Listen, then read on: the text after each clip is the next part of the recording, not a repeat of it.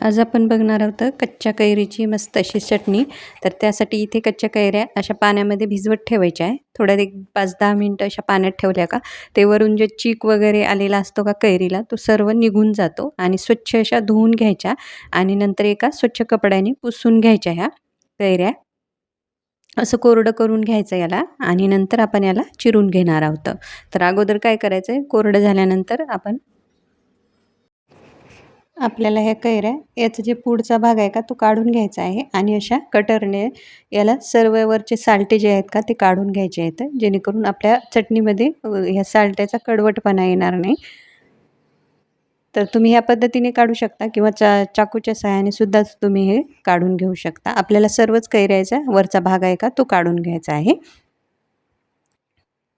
आता उन्हाळ्यामध्ये जास्त काही भाकरी भाजी असं काही खावं वाटत नाही. त्यावेळी अशा पद्धतीने आपण चटणी केली तर ती अगदी तोंडी लावायला सुद्धा किंवा असंच भाकरीसोबत सुद्धा आपण ही चटणी खाऊ शकतो. मस्त अशी चटपटीत आंबट अशी ही तिखट चटणी होते आणि चवीला पण छान होते आणि तोंडाची चवसुद्धा वाढवते. त्यामुळे अशा कच्च्या कैरीची चटणी आपण उन्हाळ्यामध्ये करतोच. आपण भाकरीसोबत, चपातीसोबत सुद्धा ही चटणी आपण खाऊ शकतो किंवा तोंडी लावायला सुद्धा घेऊ शकतो.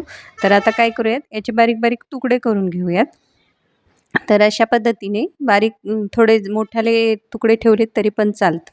तर तुम्ही आता ही चटणी जर तुमच्याकडे खलबत्ता मोठा असेल तर तुम्ही खलबत्त्यात कुटून सुद्धा करू शकता. पण माझा जो खलबत्ता आहे का तो थोडा छोट्या आकाराचा आहे, त्यामुळे मी हे मिक्सरला करून घेतलेलं आहे. तर तुम्हाला जी पद्धत आवडेल तुम्ही त्या पद्धतीने हे करून घेऊ शकता. आता हे सर्व जे कैरीचे काप आहेत का ते मिक्सरच्या भांड्यात घालून घेऊयात. आता इथे मी 10-12 लसणाच्या पाकळ्या घेतलेल्या आहेत. आता इथे एक मोठा चमचा मी लाल तिखट घेतलेला आहे. तर लाल तिखट तुमच्या आवडीनुसार कमी जास्त करू शकता. पण आंबट जर आंबे असतील तर थोडं चटणीचं प्रमाण तुम्ही जास्त ठेवू शकता. आता अर्धा चमचा जिरे, चवीनुसार मीठ घालून घेऊयात आणि थोडीशी कोथिंबीर घालून घेऊयात. आता याला आपण बंद चालू करत आपल्याला हे फिरवून घ्यायचं आहे. अगदी आपल्याला बारीकसुद्धा ही चटणी वाटून घ्यायची नाही. अगदी बंद चालू मिक्सर करत आपल्याला हे जी चटणी आहे का ती वाटून घ्यायची आहे.